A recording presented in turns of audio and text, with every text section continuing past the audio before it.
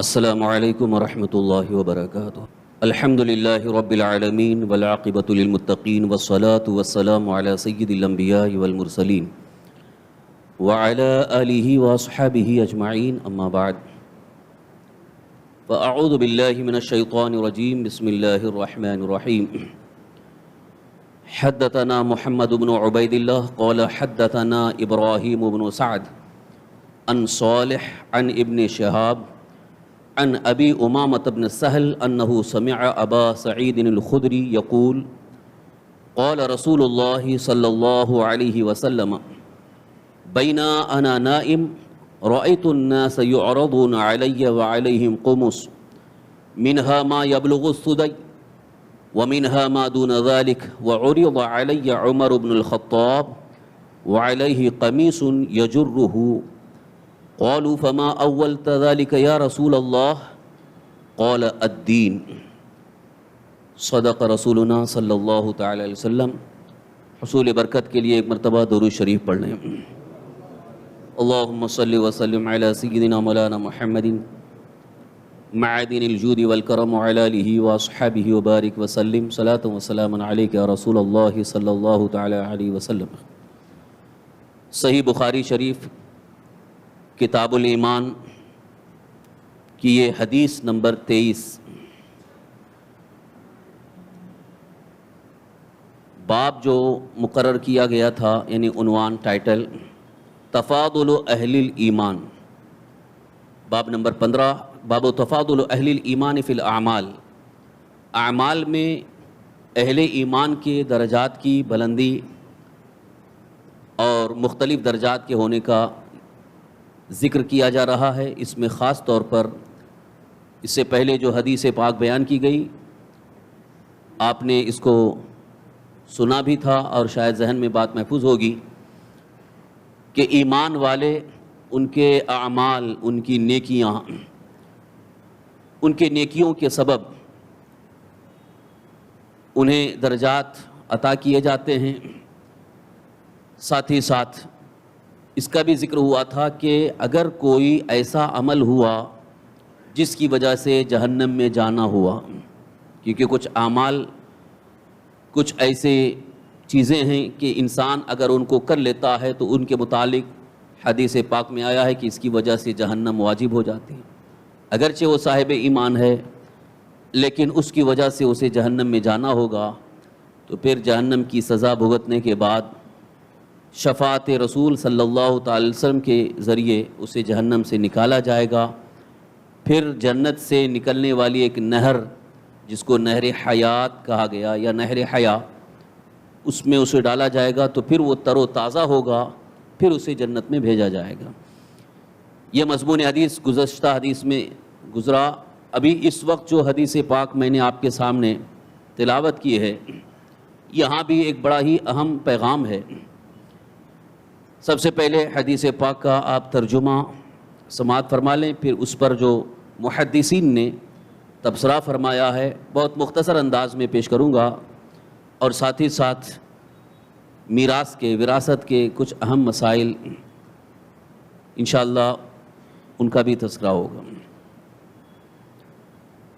امام بخاری رحمۃ اللہ تعالی علیہ فرماتے ہیں حدثنا محمد بن عبید اللہ، ہم سے حدیث بیان کی محمد بن عبید اللہ نے، قال حدثنا ابراہیم بن سعد، انہوں نے کہا ہم سے حدیث بیان کی ابراہیم بن سعد نے، عن صالح، وہ حضرت صالح سے، عن ابن شہاب، وہ حضرت محمد بن شہاب زہری سے، عن ابی امامۃ بن سہل، اور وہ حضرت ابو امامہ بن سہل سے، انہ سمع ابا سعید الخدری، انہوں نے سنا حضرت ابو سعید خدری رضی اللہ عنہ سے، یہ صحابی رسول ہیں، یقول، وہ فرماتے ہیں، قال رسول اللہ صلی اللہ علیہ وسلم، کہ رسول اللہ صلی اللہ تعالی وسلم نے ارشاد فرمایا، بینا انا نائم، اسی درمیان کہ میں سو رہا تھا، یعنی حالت نیند میں تھا، رأیت الناس یعرضون علی،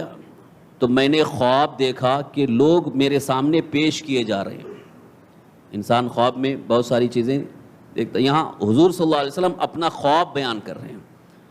کہ لوگ میرے سامنے پیش کیے جا رہے ہیں، کئی لوگ آ رہے ہیں.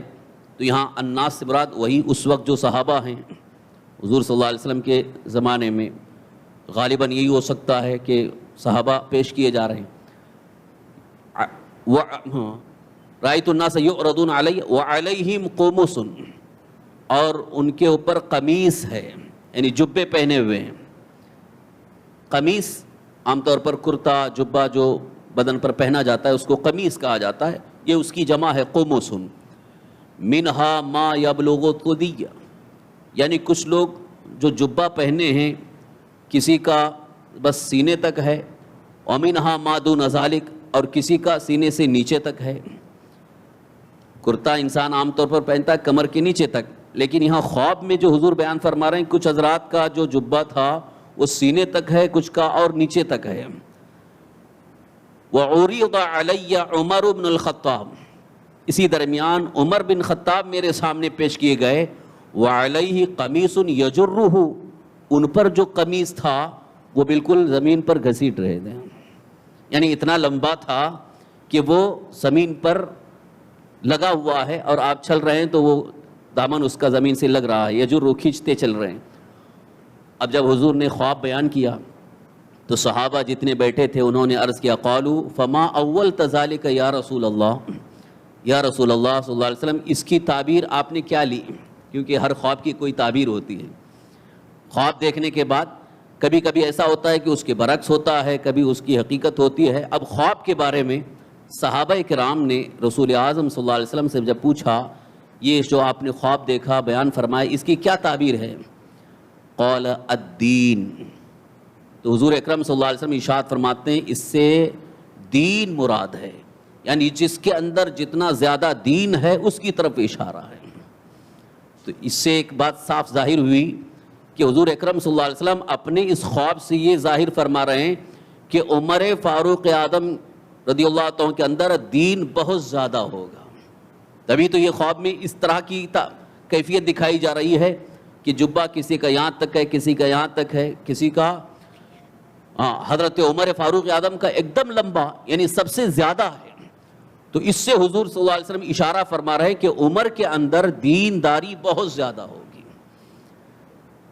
حدیث پاک آپ نے سماعت فرما لی. حضرت عمر فاروق اعظم رضی اللہ عنہ کی فضیلت ظاہر ہو رہی ہے، لیکن ایک ذہن میں سوال ابھرتا ہے کہ حضرت عمر فاروق اعظم رضی اللہ عنہ کے اندر دینداری زیادہ ہوگی، حضور نے بیان فرمایا، اس کا مطلب حضرت ابوبکر صدیق سے بھی ان کا درجہ بڑھ گیا.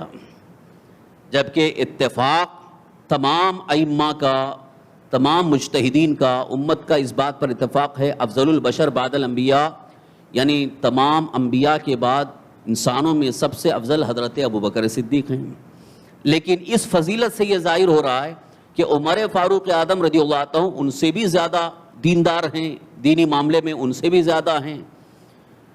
تو اس کا جواب میں آگے پیش کروں گا. اس سے پیشتر حضرت عمر فاروق اعظم رضی اللہ عنہ کی حیات طیبہ اور ان کی دینداری کے متعلق جو روایات میں ہے، جو تاریخ میں ہے، اس کی طرف اشارہ کروں گا کہ حضور نے جو پیشین گوئی فرمائی بالکل حق فرمائی، کیونکہ نبی کا خواب جو ہے وہ سچا ہوتا ہے.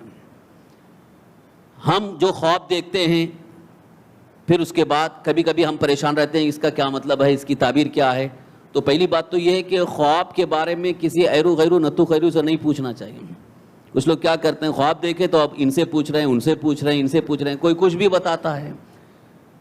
حقیقت یہ ہے کہ خواب کی صحیح تعبیر یا تو اللہ کے نبی بتا سکتے ہیں، ان کو علم غیب حاصل ہے، یا تو اللہ تبارک تعالیٰ کی طرف سے جن کو خاص علم ہے وہ بتا سکتے ہیں. مگر جن کو علم نہیں ہے وہ ایسے ہی خواب کی تعبیر بتا دیں گے تو وہ غلط ہوتا ہے. اس لیے سب خوابوں کی تعبیر نہ بیان کی جائے. ویسے بھی خواب دیکھنے کے بعد حکم یہ ہے کہ اگر اچھا خواب ہے تو اللہ کا شکر ادا کریں. جیسے اگر آپ نے خواب دیکھا کہ ہم مدینہ شریف پہنچے ہوئے ہیں، سرکار صلی اللہ علیہ وسلم کے روضہ اقدس کے سامنے موجود ہیں، زیارت روضہ رسول اکرم ہو رہی ہے، یا نماز پڑھتے ہوئے خواب آپ نے دیکھا، قرآن پڑھتے ہوئے خواب دیکھا، مسجد میں اپنے آپ کو خواب میں دیکھا، تو یہ اچھا خواب اگر نظر آئے تو اللہ کا شکر ادا کریں کہ اللہ کا شکر ہے اچھا خواب ہے. لیکن کبھی کبھی برا خواب بھی نظر آتا ہے، اکثر کو برے خواب بھی آتے ہیں۔ برا خواب اگر نظر آئے تو اس کو کسی کے سامنے بیان نہیں کرنا چاہیے، بیان کرنے کی ضرورت نہیں، کیونکہ برا خواب ہے شیطان کی طرف سے ہو سکتا ہے۔ ذالک اضغاث احلام قرآن میں فرمایا گیا ہے۔ تو قرآن پاک کی روشنی میں خواب عام انسانوں کے لیے جو آتے ہیں وہ کبھی کبھی شیطان کی طرف سے ہوتے ہیں، لہذا اس پر یقین نہیں رکھنا ہے کہ ایسا ہی ہوگا، بلکہ بعض محققین فرماتے ہیں کہ کبھی کبھی جو ہے اس کا برعکس ہوتا ہے۔ جیسے اگر کسی نے خواب میں دیکھا کہ اس کا انتقال ہو گیا ہے، ایسے بھی خواب کوئی دیکھتے ہیں ان کا انتقال ہو گیا ہے اور خود اپنے آپ کو خواب میں دیکھ رہے ہیں کہ ہمارا انتقال ہوا ہے، تو بعض محققین فرماتے ہیں اس کا مطلب اس کی زندگی لمبی ہوگی۔ یہ برعکس ہو رہا ہے، کسی کو کہ انتقال کی خبر دیکھتے ہیں، خواب دیکھتے ہیں تو اس کی تعویل یہ ہے، لیکن تعبیر بیان کرنے والے، خواب کی تعویل پیش کرنے والے، وہ اپنے ایک تجربے کی بنیاد پر خواب کی تعبیر بیان کرتے ہیں۔ بہرحال خواب کی تعبیر میں اپنی طرف سے کوئی خواب کی تعبیر نہ بیان کی جائے، کسی اچھے عالم دین، محقق جن کو زیادہ تعبیر خواب کے متعلق معلومات ہے، تجربہ ہے، ان سے اگر خواب کی تعبیر پوچھی جائے تو بہتر ہے، اور اگر نہیں ہے تو خاموش رہیں۔ ہاں اگر برا خواب نظر آئے تو حکم یہ ہے کہ توبہ استغفار کثرت سے کریں، زیادہ زیادہ استغفر اللہ پڑھیں، استغفر اللہ ربی من کل ذنب واتوب الیہ، لا حول ولا قوۃ الا باللہ العظیم۔ کیونکہ برے خواب نظر آنے کے بعد کیونکہ اندر سے ایک خوف طاری ہو جاتا ہے، تو اسی لیے علماء کرام فرماتے ہیں کہ برے خواب کو دیکھنے کے بعد توبہ استغفار کثرت سے کرنا چاہیے، اور صدقات و خیرات بھی کرنا چاہیے، تاکہ جو خواب میں نظر آیا ہے وہ حقیقت میں نہ ہو جائے بلکہ وہ خواب ہی تک رہ جائے۔ اس لیے کبھی کبھی صدقات بلاؤں کو ٹال دیتے ہیں، اور صدقے کی وجہ سے جو کوئی بری بات یا پریشانی جو خواب میں دیکھی گئی آنے والی، وہ خواب ہی میں رہ جاتی ہے، حقیقت میں نہیں آ سکتی۔ تو اس لیے برا خواب اگر نظر آئے، جیسے گھر تباہ ہو گیا ہے، کسی کا ایکسیڈنٹ ہو گیا ہے، ایسا اگر اپنے آپ کو خواب میں اس طرح سے دیکھے تو وہ استغفار پڑھے، توبہ کرے اور صدقات و خیرات کرے۔ تو یہ تو بات رہی خواب کی۔ حضرت عمر فاروق اعظم رضی اللہ عنہ کو حضور نے خواب میں دیکھا کہ حضرت عمر فاروق اعظم کو اس شکل میں حضور کے سامنے پیش کیا گیا ہے، اور حضور نے واضح فرما دیا کہ اس سے مراد عمر کے اندر دینداری ہوگی۔ واقعی رسول اعظم صلی اللہ تعالی وسلم نے جو خواب کی تعبیر بیان فرمائی بالکل اپنی جگہ حق ہے۔ اللہ تعالیٰ نے حضرت عمر کے اندر ایسی خوبیاں اور اتنی دینداری رکھی کہ تاریخ اور واقعات جو آپ کے حوالے سے ہے، آپ کی حیات طیبہ کے متعلق ہیں، پڑھنے کے بعد یقین ہوتا ہے کہ واقعی اللہ تعالیٰ نے آپ کے اندر دینداری بہت زیادہ رکھی۔ یہی وجہ ہے کہ جب آپ اسلام قبول کیے، حضور صلی اللہ علیہ وسلم کی بارگاہ میں آئے، واقعہ تو بہت زیادہ مشہور ہے، بیان کرنے کی ضرورت نہیں۔ جب آپ آئے، ایمان لائے، اب جیسے ہی آپ ایمان لائے، جہاں پر دار ارقم میں حضور صلی اللہ علیہ وسلم تھے، اس وقت نعرہ بلند ہوا، اللہ اکبر۔ خوب اس وقت خوشی کا ماحول تھا، اور حضرت عمر فاروق اعظم جس دن ایمان لائے اسی دن حضور صلی اللہ علیہ وسلم کی بارگاہ میں عرض کرتے ہیں، یا رسول اللہ صلی اللہ تعالیٰ علیہ وسلم، کیا ہمارا دین حق نہیں ہے؟ حضور نے فرمایا کیوں نہیں، ہمارا یہی دین حق ہے۔ تو حضرت عمر کہتے ہیں اب چھپ کر کے نہیں، اب کھل کر کے اعلان کیا جائے گا۔ آپ نے فرمایا کہ اب چلیے خانہ کعبہ کے پاس چل کر کے ہم لوگ نماز پڑھیں گے۔ اب تک لوگ چھپ چھپ کر کے ایمان قبول کر رہے تھے، اسلام لا رہے تھے، اور نماز بھی اپنے گھر میں چھپ کر کے پڑھ رہے تھے، لیکن جس دن حضرت عمر فاروق اعظم ایمان لائے اس دن کھل کر کے نماز ہونے لگی خانہ کعبہ کے سامنے۔ اور اس وقت جب خانہ کعبہ کے سامنے آپ آئے تو آپ نے اپنی ننگی تلوار اٹھا کر کے سامنے کہا، جس کو اپنی بیوی کو بیوہ کرنا ہو میرے سامنے آ جائے، جسے اپنے بچوں کو یتیم کرنا ہو میرے سامنے آ جائے۔ یہ دینداری تھی، حق کے لیے ان کا یہ جذبہ تھا، جس کی بنیاد پر پہلے ہی دن سے آپ نے اپنے اس جذبے اور بلبلے کا اظہار فرما دیا۔ اسی لیے حضور صلی اللہ علیہ وسلم نے ایک موقع پہ ارشاد فرمایا کہ اللہ تعالیٰ نے عمر کے ذریعے حق و باطل میں فرق کر دیا، حق اور باطل کے درمیان فرق ظاہر فرما دیا، اسی لیے آپ کو لقب ملا فاروق۔ فاروق کا معنی فرق کرنے والا، یعنی دونوں کو الگ الگ کرنے والا، کہ اب ایمان کیا ہے اور کفر کیا ہے بالکل واضح اور ظاہر ہو گیا، اور حضرت عمر فاروق اعظم نے کھلم کھلا دین کے پرچم کو بلند کرنے کا اعلان فرمایا۔ اور واقعی جس دن آپ نے اعلان کیا اس وقت پورے مکہ میں کھلبلی مچ گئی۔ ابو جہل، ابو لہب، عتبہ، شیبہ، جو بڑے بڑے رئیس، بڑے بڑے مالدار اور بڑے بڑے طاقتور بہادر تھے، وہ ان کے دل دہل گئے کہ اب عمر نے قبول کر لیا، اب کیا ہوگا۔ تو حضرت عمر فاروق اعظم رضی اللہ عنہ کے اندر واقعی دینداری اتنی زیادہ کہ اللہ تعالیٰ نے آپ کے اندر رکھی تھی کہ ایک موقع پہ سرکار دو عالم صلی اللہ علیہ وسلم نے یوں ارشاد فرمایا، اگر میرے بعد کوئی نبی آتا تو عمر ہوگی۔ عمر کو اللہ تعالیٰ نے ایسی خوبیاں عطا فرمائی ہیں، ان کے اندر دینداری اور دین کو سمجھنے کی ایسی صلاحیت اور قوت عطا فرمائی کہ اگر نبوت کا دروازہ بند نہ ہوا ہوتا تو عمر نبی ہو جاتے ہیں۔ تو اس سے بھی یہ حضور صلی اللہ علیہ وسلم کے فرمان سے ظاہر ہے کہ حضرت عمر کے اندر خوبیاں دین کے متعلق ہیں۔ ایک اور واقعہ سن لیتے، اس سے بھی اظہار ہوتا ہے کہ حضرت عمر فاروق اعظم رضی اللہ عنہ کی عادت تھی، عام معمول تھا کہ خلافت کے زمانے میں آپ گلیوں کا گشت لگایا کرتے تھے، لوگوں کے حالات کہ اگر کوئی پریشان حال ہے تو اس کی مدد کریں۔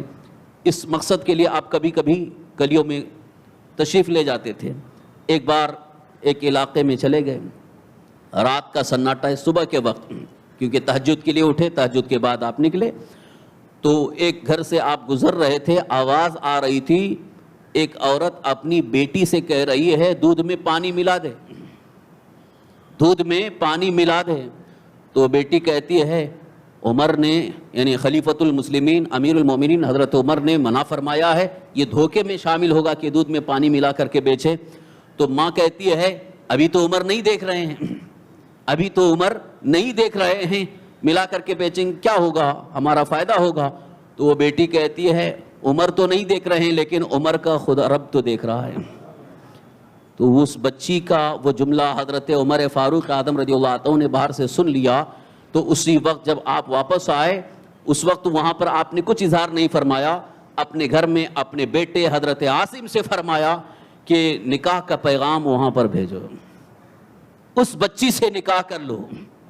حضرت عمر فاروق اعظم رضی اللہ عنہ کی فراست دیکھیے کہ وہ بچی جو ایسے موقع پر کہ جبکہ ماں اس سے کہہ رہی کہ کر لو، مگر اس بچی کے ذہن و دماغ میں یہ بات پہلے سے ہے کہ اللہ دیکھ رہا ہے، تو حضرت عمر فاروق اعظم رضی اللہ عنہ سمجھ گئے کہ اس کے اندر اللہ کا خوف اتنا ہے تو اس کے اندر دینداری کتنی ہوگی۔ اسی لیے آپ نے فرمایا کہ اپنے بیٹے سے کہ اس بچی سے نکاح کر لو، اس لیے کہ اس کے بطن سے جو اولاد ہوگی وہ تمہارے حق میں بہت اچھی ہوگی۔ اور یقیناً تاریخ گواہ ہے کہ وہ بچی جس سے حضرت عمر فاروق اعظم رضی اللہ عنہ کے بیٹے حضرت عاصم سے نکاح ہوا، پھر انہی کی اولاد سے حضرت عمر بن عبدالعزیز پیدا ہوئے۔ حضرت عمر بن عبدالعزیز رضی اللہ عنہ جبکہ آپ بعد کے خلیفہ ہیں لیکن خلفائے راشدین میں ان کو شمار کیا گیا ہے، بڑے ہی متقی پرہیزگار، بڑے ہی دیندار تھے۔ تو فقہاء کرام، صوفیاء کرام فرماتے ہیں کہ اگر ماں کے اندر تقوی پرہیزگاری ہے تو اولاد پر یقیناً وہ اثر انداز ہوتی ہے۔ تو اس واقعے سے بھی یہ ظاہر ہے کہ حضرت عمر فاروق اعظم رضی اللہ عنہ دینداری میں بہت زیادہ غالب تھے، اسی لیے خلیفۃ المسلمین ہونے کے بعد، یعنی مسلمانوں کے بادشاہ اور امیر المؤمنین ہونے کے بعد آپ کا ایک ہی اعلان تھا کہ اللہ کے دین کے خلاف ہم کسی چیز کو برداشت نہیں کریں گے۔ ان کی جو کچھ بھی سختی تھی، ان کی جو شدت تھی، وہ صرف اور صرف اللہ کے دین کے لیے تھی، اللہ کی رضا کے لیے تھی، ورنہ ویسے تو آپ دل سے بہت رحم دل تھے، بے انتہا رحم دل تھے۔ اگر کہیں پتہ چل جائے کہ کوئی شخص پریشان حال ہے تو آپ خود جا کر کے اس کی مدد کرتے تھے۔ آپ کو تو بہت سارے واقعات معلوم ہیں کہ حضرت عمر فاروق اعظم رضی اللہ عنہ ایک وقت ایسے گزر رہے تھے، ایک شخص بڑا پریشان حال کھڑا نظر آیا، آپ نے پوچھا کیا بات ہے، کیونکہ آپ لباس تبدیل کیے تھے، وہ پہچانا نہیں۔ پوچھا تو وہ بولتا ہے کہ میں مسافر ہوں، یہاں پر آ گیا تھا اور میری بیوی درد ذہ میں، یعنی ڈیلیوری کا وقت جو عورت کے لیے بڑی تکلیف کا ہوتا ہے، تو درد ذہ میں مبتلا ہے اور میں بہت پریشان ہوں، گھر میں چراغ بھی نہیں ہے۔ حضرت عمر فاروق اعظم رضی اللہ عنہ فوراً دوڑ کر کے اپنے گھر گئے اور اپنی بیوی کو اٹھایا اور ان سے کہا کہ ساتھ میں چلو، چراغ لے لو اور سامان لے لو، اس لیے کہ ایک وہ پریشان حال ہیں، ان کی مدد کرنا ہے۔ اپنی زوجہ کو لے کر کے اس گھر میں پہنچے، وہ جھوپڑی میں جھوپڑی ڈال کے ہے، تو حضرت عمر فاروق اعظم باہر ہی کھڑے رہے، ان کی زوجہ اندر گئیں چراغ جلا کر کے، پھر انہوں نے تھوڑی دیر ان کی خدمت کی، بچے کی پیدائش ہوئی تو وہاں سے اندر سے وہ آواز دیتی ہے، امیر المومنین ان کے شوہر کو خوشخبری دیجئے کہ ان کو لڑکا پیدا ہوا۔ یہ سن کر کے وہ آدمی گھبرا گیا، یہ امیر المومنین ہے، یہ بادشاہ ہیں مسلمانوں کے جو میری مدد کے لیے آ گئے۔ یقیناً حضرت عمر فاروق اعظم رضی اللہ عنہ دلی طور پر بڑے ہی مہربان تھے، اور امت کی غمخواری اور امت کی فکر میں اتنے زیادہ کہ ایک مرتبہ آپ رو رہے تھے، بڑے غمگین نظر آئے، تو کچھ حضرات نے آپ سے پوچھا، حضرت عبداللہ ابن عباس رضی اللہ عنہ وغیرہ، کہ آپ امیر المومنین ہیں، آپ کیا رو رہے ہیں، کیوں غم کر رہے ہیں؟ اور آپ کو تسلی دینے لگے تو حضرت عمر فاروق اعظم رضی اللہ عنہ نے فرمایا کہ میں اپنے لیے نہیں رو رہا ہوں، میں اپنے آقا کی امت کے لیے رو رہا ہوں۔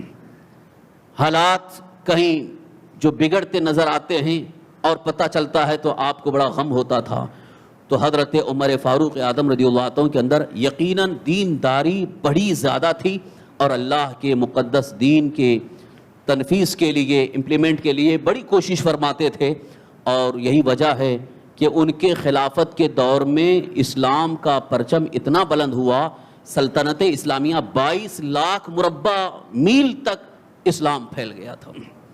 مکہ مکرمہ اور مدینہ منورہ سے لے کر کہاں کہاں تک، دور دور تک اسلام پھیلا حضرت عمر فاروق اعظم رضی اللہ عنہ کے دور میں۔ فتوحات فاروقی بہت مشہور ہیں، تو یہاں پر حدیث پاک کی روشنی میں یہ بات بالکل واضح اور ظاہر ہے کہ سرکار دو عالم صلی اللہ علیہ وسلم نے جو فرمایا کہ خواب میں جو عمر کو میرے سامنے پیش کیا گیا کہ ان کا جبہ بہت نیچے تک تھا، اس سے میں نے تعبیر کی کہ دینداری ان کے اندر غالب ہوگی، زیادہ ہوگی۔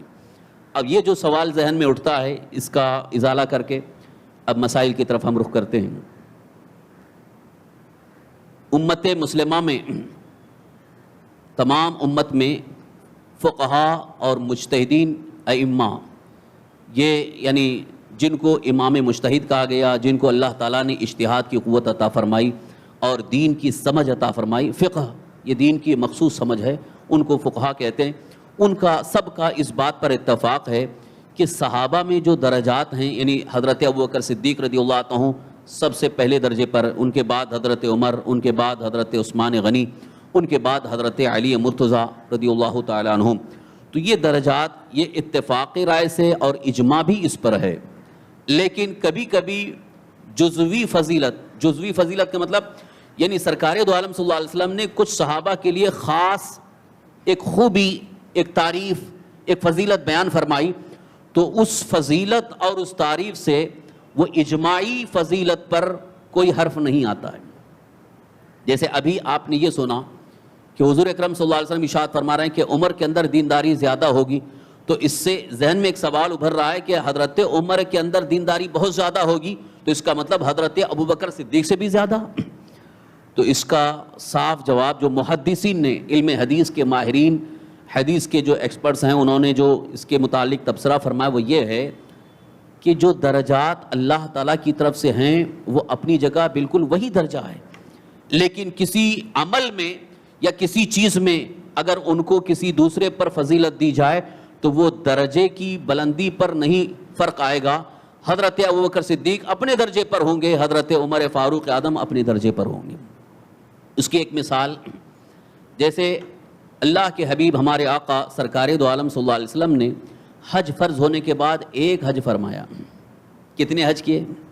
حضور صلی اللہ علیہ وسلم نے اپنی زندگی میں ایک ہی حج فرمایا، جس کو حجۃ الوداع کہتے ہیں۔ حضور صلی اللہ علیہ وسلم نے ایک حج کیا، لیکن آج اگر کوئی کہے میں نے 50 حج کیا، اگر کوئی شخص جیسے آج حج کے لیے، ابھی بھی بہت سارے ایسے بھی حضرات ہیں جنہوں نے 2-3 حج کیے ہیں، 10 حج کیے ہیں، 50 حج بھی کیے ہوں گے، تو اگر کوئی 50 حج کیا ہے تو کیا وہ اللہ کے نبی سے بڑھ جائے گا، بلند ہو جائے گا؟ یہ عمل میں وہ اس کا عمل اپنی جگہ، لیکن نبوت کا جو درجہ ہے اس سے کوئی آگے بڑھ نہیں سکتا ہے۔ تو جن لوگوں نے یہ سمجھا کہ عمل میں امتی نبی سے آگے بڑھ جائے گا وہ گمراہ ہے، یہ گمراہیت کا راستہ ہے۔ حقیقت میں عمل کی بنیاد پر آگے نہیں بڑھ رہا ہے، بلکہ جو درجات، جو فضیلت، نبوت، رسالت، صحابیت، ولایت کے ذریعے جو درجات ہیں وہ اپنی جگہ ہوں گے۔ اسی لیے امت کا اس بات پر اجماع ہے کہ اگر غیر صحابی، یعنی جو صحابی نہیں ہے، وہ کتنا ہی بلند عمل کر لے، کتنی ہی زیادہ اعمال کر لے، وہ صحابی کے درجے کو نہیں پہنچ سکتا۔ تو اسی طرح سے صحابہ میں جن کو اونچا درجہ دیا گیا، اگر ان کے اعمال، دینداری وغیرہ کے اعتبار سے حضور نے ان کو کوئی فضیلت عطا فرمائی تو ان کے اس درجے سے وہ اپنے سے اوپر درجے والے سے فوقیت نہیں رکھیں گے۔ اسی لیے کہا گیا کہ حضرت عمر فاروق اعظم رضی اللہ عنہ اپنے درجے پر ہیں، حضرت ابوبکر صدیق رضی اللہ عنہ اپنے درجے پر ہیں۔ اس کا ایک دوسرا جواب یہ بھی ہے کہ آپ نے یہ تو دیکھا کہ حضرت عمر فاروق اعظم رضی اللہ عنہ کے بارے میں حضور نے فرمایا کہ دینداری بہت زیادہ ہوگی۔ اس کا مطلب ہے کہ ان کے اعمال میں، دینی اعمال میں بہت زیادہ کثرت ہوگی۔ لیکن آپ نے شاید یہ بھی سنا ہوگا کہ حضور اکرم صلی اللہ علیہ وسلم نے ایک موقع پر ارشاد فرمایا، عمر کی ساری نیکیاں ابو بکر کی ایک نیکی کے برابر ہیں۔ یہ بھی حدیث پاک ہے۔ تو اگر کوئی اس بات کو لے کر کے یہ کہنا چاہیں گے کہ حضرت عمر فاروق اعظم کی اتنی نیکیاں ہیں، دینداری زیادہ ہے، تو حضرت ابوبکر صدیق سے بھی بڑھ گئے، ایسا نہیں۔ پوری امت کا جو اجماع ہے وہ اپنی جگہ حق ہے کہ حضرت ابوبکر صدیق سب پر فوقیت اس لیے رکھتے ہیں کہ حضور نے ان کو جو فضیلت عطا فرمائی اور اللہ تعالیٰ کی طرف سے جو ان کو فضیلت اور ان کو جو درجہ ملا ہے وہ کسی اور کو نہیں۔ باقی ہر ایک کی فضیلت اور ہر ایک کا درجہ اپنی جگہ۔ اسی طرح سے مولا کائنات حضرت علی مرتضیٰ رضی اللہ تعالیٰ عنہ کے حوالے سے بھی ابھی رافضیوں میں ایک طرح کی یہ بات پہلے سے ہے، اور اب وہ ہمارے اہل سنت و جماعت میں بھی پھیلانے کی کوشش کرتے ہیں کہ حضرت علی رضی اللہ عنہ کی فضیلت میں جو حدیثیں آئی ہیں ان کو لے کر کے وہ یہ کہتے ہیں کہ حضرت ابوبکر صدیق سے بھی بڑھ کر حضرت علی ہیں۔ حضرت علی رضی اللہ عنہ کی فضیلت، ان کا درجہ اپنی جگہ ہے۔ اللہ کے رسول سرور کائنات صلی اللہ علیہ وسلم نے ایک موقع پر یہ بھی ارشاد فرمایا، من کنت مولاہ فعلی مولاہ، جس کا میں آقا ہوں علی اس کے آقا ہیں، جس کا میں آقا ہوں علی اس کے آقا ہیں۔ تو اس حدیث کو لے کر، اس فرمان رسول کو لے کر بعض لوگ جو یہ کہتے ہیں، خاص طور پر رافضی شیعہ، کہ جب حضور صلی اللہ علیہ وسلم نے علی کو یہ فوقیت، یہ فضیلت دی ہے تو اس کا مطلب ابو بکر بھی ان کے نیچے ہیں، عمر بھی ان کے نیچے ہیں، عثمان بھی ان کے نیچے ہیں، سب ان کے نیچے ہیں، سب سے اوپر علی ہیں۔ اور بہت پہلے یہ مشہور کیا گیا تھا، اور ابھی بھی کچھ لوگ بے خبری میں یہ گاتے ہیں، دمادم مست قلندر علی کا پہلا نمبر۔ یہ آپ کو معلوم ہونا چاہیے، یہ اسی مقصد سے پیش کیا گیا ہے کہ حضرت علی رضی اللہ عنہ خلفائے راشدین میں، یعنی صحابہ میں حضرت ابوبکر صدیق سے بھی زیادہ افضل ہیں۔ اور ساتھ ہی ساتھ رافضی اور شیعہ کی طرف سے ایک عقیدہ یہ بھی پیش کیا گیا کہ حضرت علی تو نبی سے بھی افضل ہیں، معاذ اللہ رب العالمین۔ یہیں سے یہ گمراہیت کا راستہ کھل جاتا ہے، یہ گمراہ ہو رہے ہیں، یہ راہ راست سے بھٹک رہے ہیں۔ اور یہاں تک انہوں نے کہنا شروع کیا کہ اللہ تعالیٰ کے حکم سے حضرت جبریل جب وحی لے کر کے آئے، اللہ کی طرف سے وحی یعنی قرآن جب نازل ہوا، پہلی وحی لے کر کے حضرت جبریل آئے تو حضرت علی کے پاس بھیجا گیا تھا۔ جبریل کو دھوکہ ہو گیا کہ علی کے پاس آنا چاہیے تھا، لیکن چہرے میں مشابہت تھی اس لیے وہ نبی کے پاس چلے گئے، معاذ اللہ رب العالمین۔ یہ گمراہیت ہے، یہ بدعقیدگی ہے، یہ بدمذہبیت ہے کہ معاذ اللہ تم تو حضرت علی رضی اللہ عنہ کو نبی سے افضل قرار دے کر اور اللہ کے نبی صلی اللہ علیہ وسلم کی شان کو گھٹا رہے ہو۔ یہ ایمان جانے کا خطرہ یہی ہے۔ اسی لیے کہا گیا کہ اللہ کے نبی ہمارے آقا رسول کونین صلی اللہ تعالی وسلم کو جو مقام و مرتبہ اللہ تعالیٰ کی طرف سے عطا ہوا ہے، اس مقام و مرتبے کو ماننا یہ ایمان ہے۔ اگر اس مرتبے کو کوئی گھٹاتا ہے، شان گھٹانے کی کوشش کرتا ہے تو وہ ایمان سے نکل جائے گا، معاذ اللہ وہ کفر میں داخل ہو جائے گا۔ اس لیے اپنے عقیدے کی حفاظت کے لیے امت مسلمہ یعنی اجماع امت جسے کہا گیا، جس میں صحابہ، تابعین، تبع تابعین، ائمہ مجتہدین، سارے علماء، جس کو سواد اعظم کہا گیا، وہ جس عقیدے پر متفق ہیں اسی پر قائم رہیں۔ اللہ کے رسول ہمارے آقا صلی اللہ علیہ وسلم ارشاد فرماتے ہیں، فاتبعوا السواد العظم، بڑی جماعت کی اتباع میں رہو، پیروی میں رہو۔ ادھر ادھر جو الگ الگ نکال کر کے چند الگ ہو گئے ہیں ان کی طرف توجہ مت کرو، سواد اعظم کی اتباع میں رہو، انشاءاللہ ایمان و عقیدے کی بھی اصلاح ہوگی اور ہمارا عقیدہ محفوظ رہے گا۔ تو اس کا جواب بھی ہو گیا۔ اب اگر کوئی اس حدیث کو لے کر یہ ذہن و دماغ میں فطور ڈالنے کی کوشش کرے تو بھی آپ اس کی طرف توجہ نہ کریں۔ حدیثوں کو الحمدللہ ہمارے اکابر محدثین نے، علماء نے واضح طور پر پیش کر دیا، اس کے مفہوم کو بھی پیش کر دیا ہے، اور ساتھ ہی ساتھ ایمان و عقیدے کی حفاظت کے لیے سامان بھی مہیا فرما دیا۔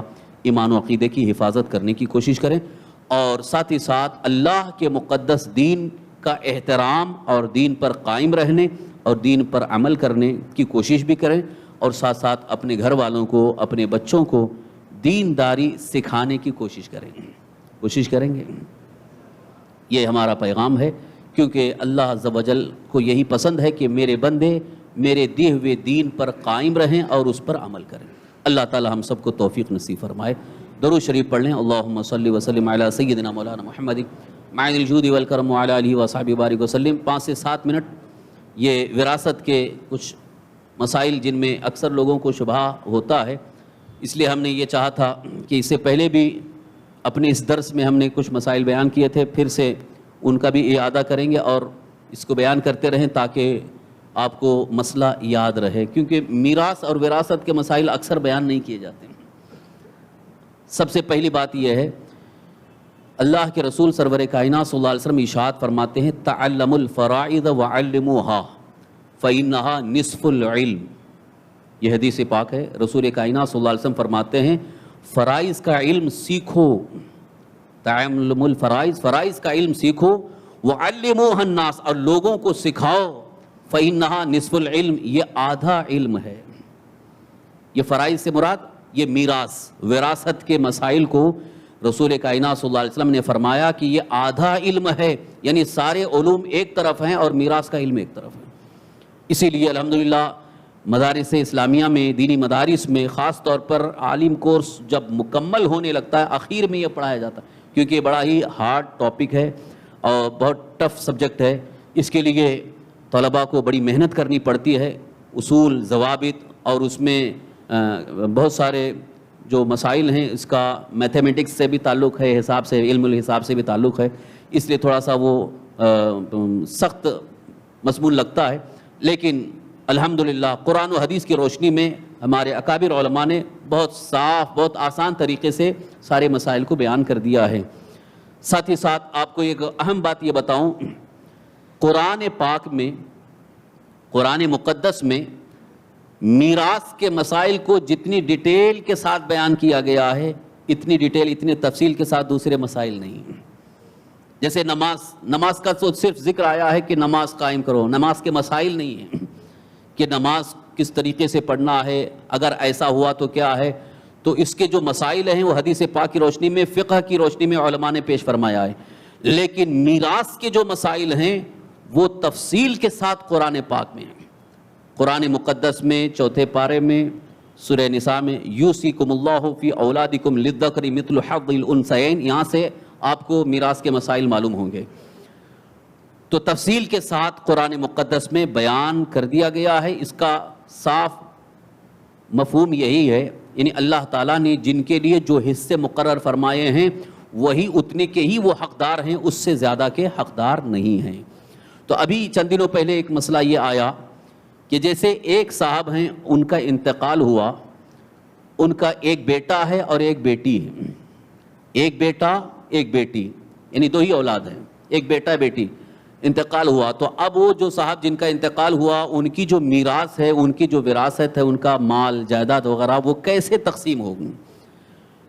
تو ہم نے بتایا قرآن پاک کی روشنی میں اللہ تعالیٰ کا فرمان ہے یوصیکم اللہ فی اولادکم للذکر مثل حظ الانثیین، مذکر کے لیے، میل کے لیے، یعنی لڑکے کے لیے لڑکی کے بنسبت 2 حصے ہیں، مثل حظ الانثیین، 2 حصوں کے برابر لڑکے کو ہے اور لڑکی کو 1 حصہ۔ اس کا مطلب یہ ہے کہ اگر کسی صاحب کا انتقال ہوا، ان کی اولاد میں ایک بیٹا ایک بیٹی ہے، تو اب ان کی ٹوٹل جائیداد کو، ان کے پورے مال کو 3 حصے بنائے جائیں گے، یعنی 3 حصے کریں گے، 2 حصے لڑکے کو اور 1 حصہ لڑکی کو۔ یہ ہوا نصف حظ الانثیین کا۔ اب اس کو قرآن میں بیان کیا گیا ہے، اب اس میں ہم کوئی کمی بیشی نہیں کر سکتے، نہ ہم کر سکتے ہیں نہ کوئی کر سکتا ہے، اس لیے کہ یہ قرآن میں بالکل صاف طور پر نص ہے اور اللہ کا فرمان ہے۔ ابھی چند دنوں پہلے یہ مسئلہ جب بیان کیا گیا تو کسی خاتون نے یہ کہا، اللہ ان کو ہدایت نصیب فرمائے، انہوں نے کہا کہ نہیں، ہم آدھا نہیں لیں گے، ہم پورا لیں گے، پورا لے لیں گے۔ یعنی اس کا مطلب یہ ہے کہ جتنا ہمارے بھائی کو مل رہا ہے اتنا مجھے بھی ملنا چاہیے، کیونکہ باپ کی اولاد میں جیسے وہ بیٹا ہے میں بھی تو بیٹی ہوں، بیٹا وہ ہے اس کو 2 حصے اور مجھے 1 حصہ کیوں، مجھے برابر برابر ملنا چاہیے۔ اور اسلام تو ہے انصاف کرتا ہے، اس میں ناانصافی ہو رہی ہے، معاذ اللہ رب العالمین۔ یہ ان کے ذہن کا فطور ہے۔ اب آپ پہلے اس بات کو سمجھیے کہ ساری کائنات کو پیدا فرمانے والا رب قدیر ہے۔ اللہ تعالیٰ نے جو نظام، جو کائنات کا نظام بنا دیا، اگر ہم اپنی عقل سے کچھ اور سوچ رہے ہوں، لیکن اللہ تعالیٰ کی اس میں لاکھوں حکمتیں ہیں۔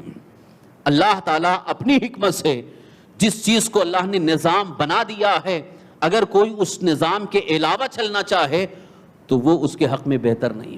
جیسے اگر کوئی یہ کہے کہ اللہ تعالیٰ نے ایسا نظام کیوں بنایا کہ سورج ادھر سے نکل رہا ہے، ادھر سے نکلنا چاہیے، پچھم سے نکلنا چاہیے، یہ تمہاری بیوقوفی ہے۔ وہ اللہ کی حکمت ہے کہ پورب سے نکلے پچھم میں غروب ہو، یہ اللہ کا بنایا نظام ہے، اسے کوئی بدل نہیں سکتا ہے۔ اسی طرح سے قرآن مقدس میں ہمارے لیے جو دین کے احکام آئے اور صراحتاً یعنی صاف طور پر اگر حکم اللہ کا آ گیا تو ہر مسلمان کی چاہے مرد ہو یا عورت ذمہ داری ہے کہ آمنا صدقنا، یعنی اس پر ایمان لائے اور اس پر عمل کرے، اسے قبول کر لے، اس کو ناانصافی نہ سمجھے۔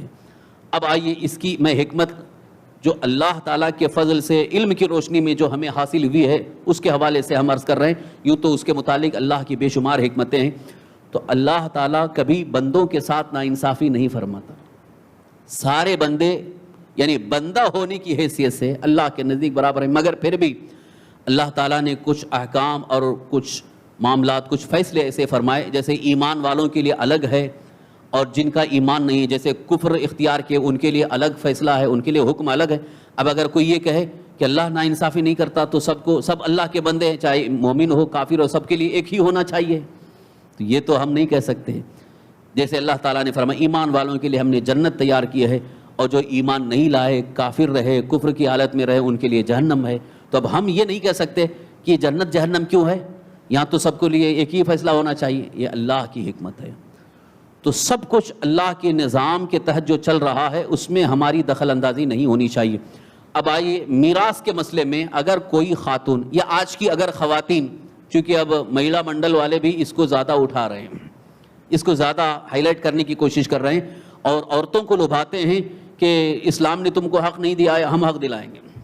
اور شاید جہاں تک مجھے اس کا علم ہے، خبر بھی ہے کہ کورٹ سے بھی اب ایسے فیصلے ہونے جا رہے ہیں کہ اگر کوئی مسلمان عورت بھی، مسلمہ عورت دعویٰ کرتی ہے کہ مجھے برابر چاہیے تو کورٹ اسے دلانے کے لیے تیار ہے۔ تو پھر مسلم پرسنل لا کہاں گیا؟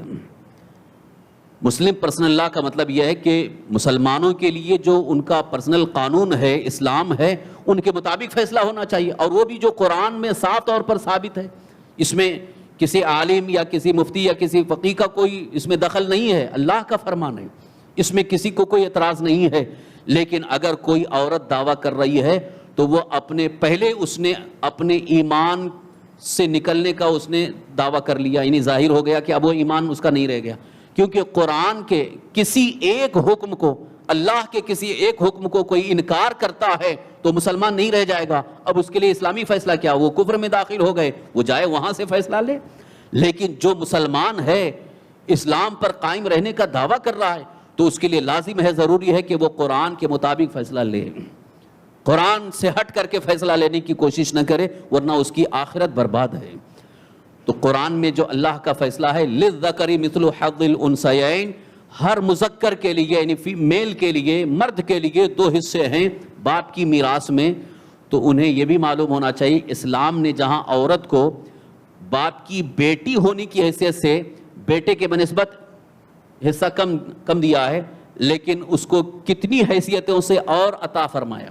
جیسے ابھی ایک عورت، باپ کا انتقال ہوا، بیٹا اور بیٹی ہے، تو بیٹے کو 2 حصہ اور بیٹی کو 1 حصہ ملا. اب وہی جب نکاح ہو کر کے جاتی ہے شوہر کے ساتھ ہے, اب ادھر شوہر کا انتقال ہوا تو شوہر کی میراث میں بھی اس کو حق ہے, شوہر کی میراث میں بھی اس کو حق ہے. وہاں 1/4 اور 8واں حصہ ہے کہ اگر اولاد ہے تو 8واں حصہ ہے, اولاد نہیں ہے تو 1/4 حصہ ہے, وہاں بھی حصہ دیا جا رہا ہے. اسی طرح سے اس کی اولاد ہے اور اولاد میں سے کسی کا انتقال ہوا تو اس بیٹے کی میراث میں بھی اس کو حق دیا گیا ہے. اسلام نے کہاں کہاں حق دیا عورت کو. جو سمجھ رہے ہیں کہ اسلام نے ناانصافی کی ہے, معاذ اللہ وہ بہت غلط روی پر ہیں, وہ غلط فہمی میں مبتلا ہیں. اسلام نے عورت کے ساتھ ناانصافی نہیں کی بلکہ عورتوں کے مقام کو بلند فرمایا. عورتوں کو تو پہلے زندہ دفن کیا جاتا تھا, اسلام نے آ کر کے احسان کیا کہ ان کو دفن مت کرو, ان کے ساتھ ہمدردی کرو. یہ کس نے پیغام دیا تھا؟ اللہ کے رسول سرور کائنات صلی اللہ علیہ وسلم نے ارشاد فرمایا اب بچیوں کو زندہ دفن مت کرو بلکہ ان کے ساتھ ہمدردی کرو. اور حضور نے یہاں تک فرمایا اپنی بچیوں کو اچھی تعلیم اچھی تربیت دے کر کے ان کا اچھا نکاح کر کے ان کے گھر تک پہنچاؤ تو تم جنت میں میرے ساتھ رہو گے. پھر کہتے ہیں اسلام نے ناانصافی کی ہے. معاذ اللہ رب العالمین, اسلام ناانصافی نہیں کر رہا ہے. اللہ کے مقدس دین میں ناانصافی نہیں ہے بلکہ انصاف ہوا ہے. یہ اور بات ہے کہ وہ پڑھ نہیں رہے ہیں جس کی وجہ سے وہ معاذ اللہ اسلام سے بدگمان ہیں. تو حقیقت یہ ہے کہ میراث میں وراثت میں جو اللہ تعالیٰ کی طرف سے حقوق حاصل ہوئے ہیں وہ اپنی جگہ بالکل صحیح ہیں. اسی کو سارے مسلمان اپنا لیں تو ان کے لیے عافیت ہے, بہتری ہے, برکت ہے. اب اگر کوئی صاحب یہ کہے کہ نہیں ہمارے موافق فیصلہ نہیں ہوا تو وہ بھی یہ سوچ لیں, یہ بات سن لیں, کیونکہ میراث کا جب مسئلہ آتا ہے دارالفتہ میں اور جب مفتی فتویٰ دے دیتے ہیں احکام میراث کی روشنی میں, کیونکہ مفتی اپنے گھر سے کوئی فتویٰ نہیں دے سکتا, خاص طور پر میراث کے مسائل میں کسی بھی دارالفتہ سے جہاں معتمد ہے مستند ہے اگر آپ فتویٰ لیں گے تو ایک ہی جواب آئے گا, اس میں کسی کا کوئی اختلاف نہیں, کیونکہ قرآن سے ثابت ہے, اس میں کسی کا اختلاف نہیں. اگر فتویٰ صحیح فتویٰ آ گیا تو اب ہماری ذمہ داری ہے کہ اس فتوے کے مطابق میراث تقسیم کریں, بٹوارا ہو. لیکن اگر اس میں کوئی صاحب یہ اختلاف کرتے ہیں نہیں میں یہ فتویٰ نہیں مانوں گا, مجھے اتنا نہیں مجھے اتنا چاہیے, تو وہ معاذ اللہ ایک تو دنیا کی لالچ میں ایمان چھوڑ کر کے کفر اختیار کر رہے ہیں, دنیا کی لالچ میں آخرت کو چھوڑ رہے ہیں, آخرت کو برباد کر رہے ہیں اور دنیا حاصل کر رہے ہیں. وہ یہ سن لیں وقتی طور پر غلبے سے یا کسی دباؤ سے پریشر سے آپ لے تو سکتے ہو لیکن وہ مال آپ کے لیے وبال جان بن جائے گا. اللہ کے رسول ہمارے آقا صلی اللہ تعالی وسلم ارشاد فرماتے ہیں اگر کسی نے کسی کی زمین ناجائز طور پر ایک بالشت بھی اگر ناجائز طور پر قبضہ کر لیا, میدان محشر میں اسی زمین کو اس کے گلے کا طوق یعنی ہار بنا کر کے ڈال دیا جائے گا, وہ ذلیل و رسوا ہو کر کے گھومتا رہے گا. اور ایک حدیث پاک میں حضور نے یہ فرمایا کہ اگر کسی نے کسی کی زمین ناجائز طور پر قبضہ کر لیا, حق نہیں ہے دوسرے کا حق مار لیا, زمین حاصل کر لیا, تو 7 زمین تلے اسے دھسایا جائے گا. بڑی وعیدیں ہیں, لہذا ناجائز طور پر قبضہ کرنے کی کوشش نہ کریں. اللہ کے مقدس دین اور شریعت مطہرہ کی روشنی میں جتنا حصہ ہمارا ہے اتنا حصہ ہم لے لیں, باقی جس کا حصہ ہے وہ دے دیں. بھائی ہے تو بھائی کا حصہ, بہن ہے تو بہن کا حصہ, ماں ہے تو ماں کا حصہ, باپ ہے تو باپ کا حصہ. یہاں تک کہ شریعت مطہرہ میں اب یہ جو اصل یعنی ماں باپ بھائی بہن بیٹا بیٹی نہیں ہے تو پھر آگے تک دیا گیا ہے, بھتیجا ہے بھتیجی ہے, بھانجا ہے بھانجی ہے, پوتا ہے پوتیاں ہیں, یعنی اس صورت میں ان کو بھی یہاں حصہ دار بنایا گیا. لہٰذا میراث کے احکام اور مسائل بڑے تفصیل کے ساتھ ہیں انشاءاللہ, چونکہ اب وقت اتنا زیادہ نہیں ہے کہ تفصیل سے بیان کر سکیں. انشاءاللہ ہر محفل میں 1-2 مسائل بیان کیے جائیں گے تاکہ آپ کی معلومات میں اضافہ ہو. مقصد یہ ہے کہ ہمارے تمام بھائی اس مقدس دین کو اچھی طرح سے سمجھیں اور اپنی زندگی میں اس کو عمل میں لانے کی کوشش کریں, کیونکہ ہم عمل کریں گے تو ہمارے لیے فائدہ ہی ہے. کیونکہ دنیا یہ تو ہاتھ کا میل ہے, جب اللہ چاہے بے شمار دنیا کی دولت آ جائے گی. اس کی لالچ نہ رکھو بلکہ اللہ کی بارگاہ سے امید بلکہ یقین رکھو, اللہ جب چاہے ہمیں مالا مال فرما دے گا انشاءاللہ العزیز. اور لالچ میں آخرت کو نہ چھوڑو بلکہ اپنے ایمان اور اپنے دین پر قائم رہنے کی کوشش کرو. بارگاہ الہی میں دعا کے لیے ہاتھ اٹھائیں. بسم اللہ الرحمن الرحیم, الحمدللہ رب العالمین, حمدا یوافی نعمہ وکافی مزیدہ. اللہم صلی وسلم علی سیدنا مولانا محمد معدن الجود والکرم وعلی آلہ واصحابہ وبارک وسلم. یا اللہ یا رحمن یا رحیم, یا قادر یا حی یا قیوم یا حنان یا منان یا ذا الجلال والاکرام یا بدیع السماوات والارض. یا اللہ تیرے مقدس کلام کی روشنی میں تیرے مقدس دین کے احکام اور مسائل بیان کیے گئے. اللہ ہم سب کو اس پر عمل کی توفیق نصیب فرما، سارے مسلمانوں کو اس پر عمل کی توفیق نصیب فرما. یا الہ العالمین یا رحم الراحمین، یا اللہ اپنے خصوصی فضل و کرم سے ہم سب کی تمام پریشانیوں کو دور فرما. یا اللہ ہماری ہر مشکل آسان فرما، تمام مصیبتوں کو دور فرما، تمام آفات و بلیات سے ہمیں محفوظ فرما. یا الہ العالمین یا رحم الراحمین، اس وقت پھیلی ہوئی تمام وبائی بیماریوں سے ہم سب کی حفاظت فرما. یا اللہ اپنے خصوصی فضل و کرم سے یا اللہ ہمیں امن و امان عطا فرما. یا اللہ ہمیں امن و امان عطا فرما. یا اللہ ہمیں نظر بد سے، دشمنوں کی دشمنی سے، حاسدین کی حسد سے، دائرۃ السوء اور بری گردشوں سے، سحر ساحرین سے محفوظ فرما. ہر بیماری سے ہمیں شفا عطا فرما. یا اللہ ہم میں جو بھی بیمار ہیں ان سب کو شفاء کاملہ عاجلہ صحت و عافیت دائمہ عطا فرما. یا الہ العالمین یا رحم الراحمین ہم میں جو بھی روزی کی تنگی کے شکوہ کناں ہیں یا اللہ ان کی روزی میں برکتیں عطا فرما، رزق حلال موسعت عطا فرما. یا اللہ ہمیں محتاجی، تنگ دستی، قسم پرسی سے محفوظ فرما. یا اللہ اپنے خزانے غیب سے ہمیں مالا مال فرما. یا الہ العالمین یا رحم الراحمین یا اللہ اپنے فضل و کرم سے ہم سب کی دنیا اور آخرت کو سنوار دے. یا اللہ ہماری دنیا اور آخرت کو بھلی فرما دے. یا اللہ ہماری دنیا اور آخرت کو بہتر فرما دے. یا الہ العالمین یا رحم الراحمین اس محفل میں حاضر آئے سب کے دلوں کو تو جانتا ہے مولا، سب کی دلی جائز مراد و نیک تمناؤں کو پوری فرما، نیک مقاصد میں کامیابی عطا فرما. یا اللہ ہمیں آخری سانس تک ایمان پر اور تیرے مقدس دین پر ثابت قدم رکھ اور ایمان ہی پر خاتمہ نصیب فرما. ربنا آتنا فی الدنیا حسنة وفی الآخرة حسنة وقنا عذاب النار. ربنا تقبل منا انك انت السميع العليم وتب علينا انك انت التواب الرحيم. قال الله تبارك وتعالى في شان حبيبه الكريم اعوذ بالله من الشيطان الرجيم ان الله وملائكته يصلون على النبي يا ايها الذين آمنوا صلوا عليه وسلموا تسليما. اللهم صل وسلم على سيدنا مولانا محمد معدن الجود والكرم وعلى آله وأصحابه وبارك وسلم صلاة وسلاما عليك يا رسول الله صلى الله تعالى عليه وسلم. سبحان ربك رب العزة عما يصفون وسلام على المرسلين والحمد لله رب العالمين.